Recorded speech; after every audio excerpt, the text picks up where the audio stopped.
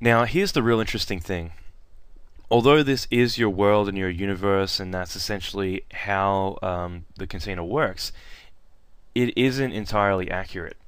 Okay, so I have a really big grid, so I'm going to bring this down a little bit to maybe, let's say 2 or 3 for the time being. Let's say 3, which is still fairly good. Now, what this means is that I have my emitter, and I might just bring this in just because I'm wasting a lot of room here, but I have my emitter here, so it's added in. I'm going to run my sim. I'm just going to emit fire for the time being. Okay, and I'll bring the burn rate lower, and we'll get to all these settings to explain them a bit more thoroughly too, which will be good. But I run my simulation, and although my resolution is 126.106.171, okay, based on the dimensions of my grid and the spacing, you might sometimes notice that you have this blue grid within your actual container. And that is something that you might always wonder, what does that actually do? And that essentially is your real physical grid, okay? Because essentially, although you have this entire grid, you have this little checkbox called adaptive, and by turning that on, it doesn't use up your entire grid. Because if you have a little bit of smoke that hovers around here, most of the time you don't want to have all these calculations being done up here that aren't going to affect what you're doing. So this is really important, because essentially it means that you're going to be a lot more efficient with your grid, because again, that's what it comes down to, is how efficient you can be with your grids and recording. So that's really crucial here, is the fact that by having adaptive on, and by default it is, you can tell it to turn off in your options. However, most of the time you're going to have this kept on anyway, so by default it always is on. Now, I'll explain this a bit more thoroughly, but basically you have this blue grid, and this is your physical grid. So as your flame begins to get bigger, even though it is quite small, your grid is going to expand, and that is because although your fire, and we'll just display fire, although your fire isn't taking up much room, the heat is spreading out, so it is emitting a lot of heat, and technically if you had velocity and other things on, it would emit them as well. So suddenly the blue grid is expanding. Okay, but that is your physical grid. Now let's look at this again. We have all this information here, and it might make much sense to look at, but if I were to pause this, and let's just look at frame 15, because each frame is a different set of settings. Now, frame 15, it has a lot of different stuff in here, but one thing we'll look at, because MVOPs are really important, but also resizing is as well. Now, one thing it'll say is we have these 2 bits of 0.3 information here, essentially dimensions. Now, what it's saying is resizing from, and initially it has 126.106.78, which essentially, if we look at the previous frame, the previous frame's dimensions were 126.106.78. So essentially it's saying at frame 14 the resolution was this, and at the next frame the new resolution is 126.106.83. So essentially this adaptive grid, the blue grid here, is changing dynamically each frame, and it's also telling you here what it's doing. This is good because you might wonder why suddenly your grid is getting really big for no reason, and it might be that there's some additional emitter or a particle or something that shoots off and causes the grid to expand.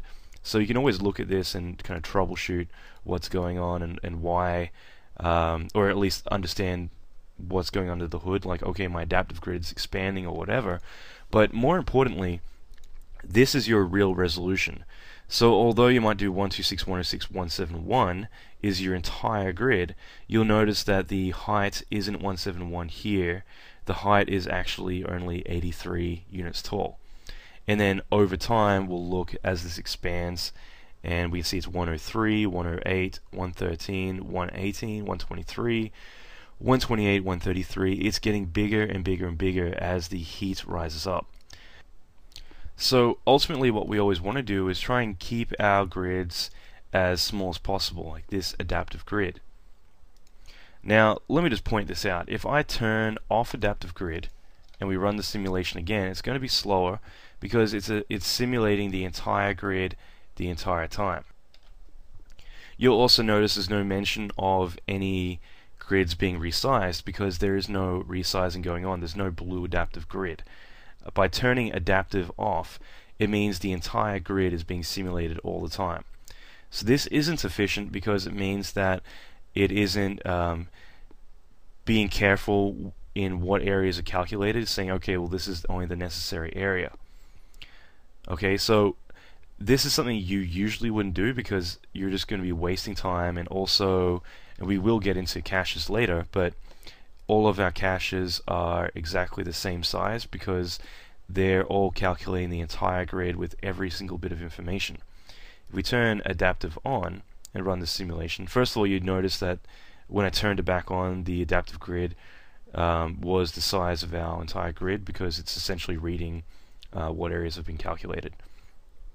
But by doing this, we see that it's got the resizing back, our grid is getting bigger again, and more importantly, if we look at our file sizes, because each frame is written out here as a cache. Okay, so we notice that initially they start out really small and they get bigger and bigger and bigger. Now when you're working in production, you're doing really high resolution simulations, these can get up to a couple of gigabytes per actual frame. So this is just something to keep in mind, that you want to keep this small, and you also see how it reflects in here. Now I'll explain in a moment how all this stuff works in terms of file sizes, channels, and everything, but for the time being, essentially keep your adaptive grids small as possible.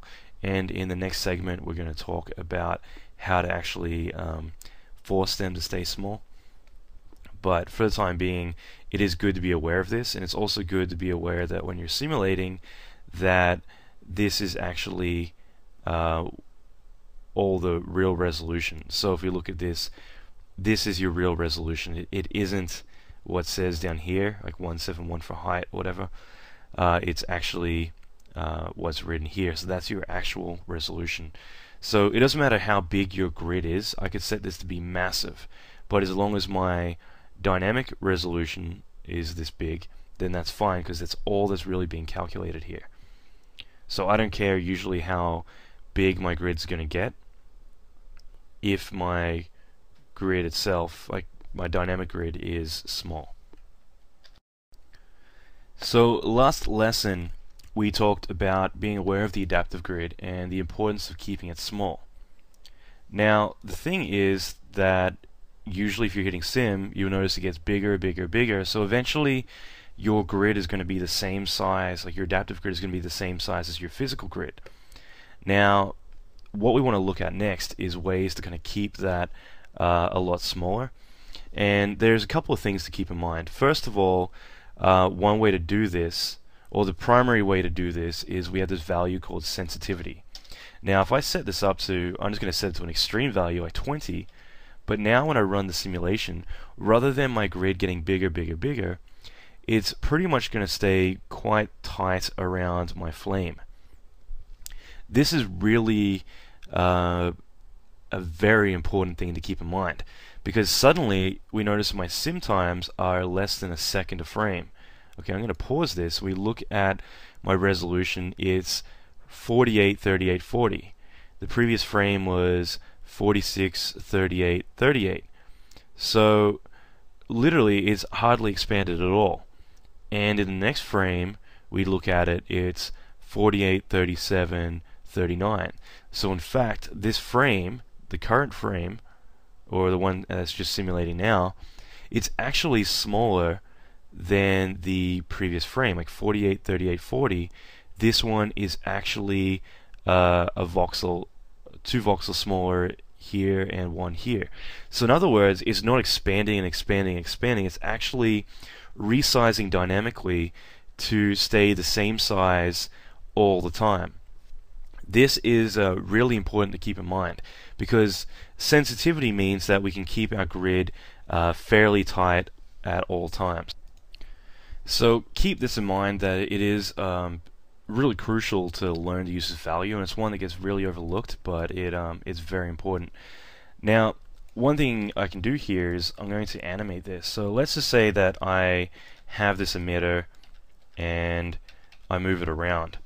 Okay, so here's the trajectory of what it's doing, and what I'll do now is I'll run my simulation again, and as we can see now, we have this object moving around inside of a grid. And instead of this whole thing being this big grid, it's going to keep it pretty small and tight as it can. So as we can see, it's dynamically adjusting, and as areas cool down, it will begin to shrink down itself. So this grid is dynamically changing all of the time.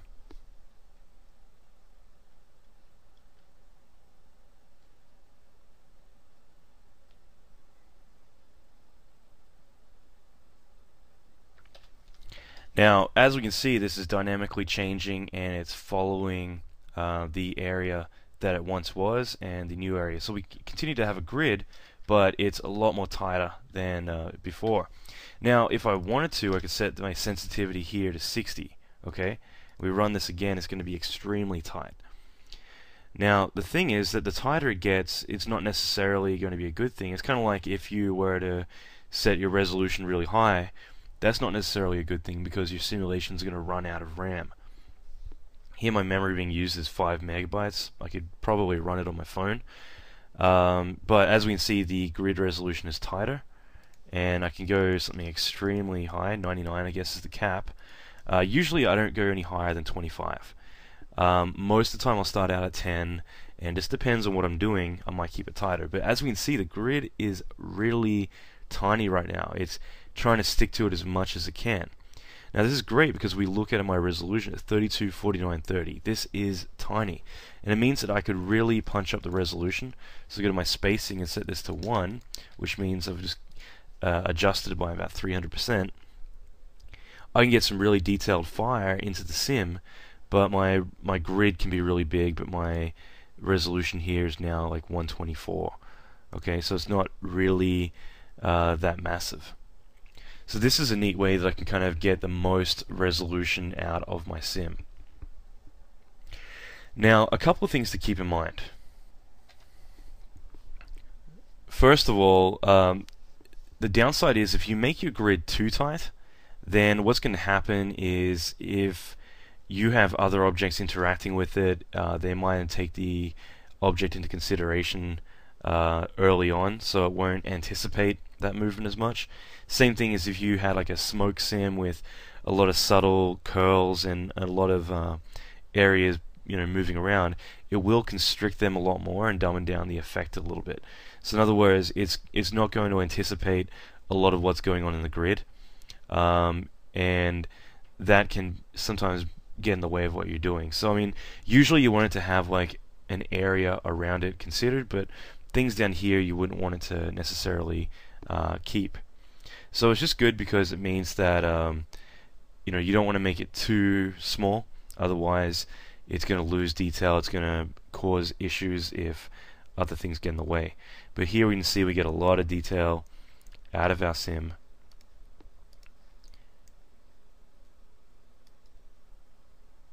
And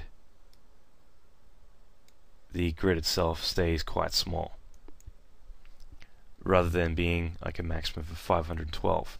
So this is good. It means that now we have like a larger playground to work in, but we can actually have our area being simulated to be much tinier within that, which kind of makes you wonder why you actually have a grid at all, when technically you could have like an infinite area to work in and just have like a dynamic grid here. But of course, this way you're essentially having an area of focus within your production or production shot.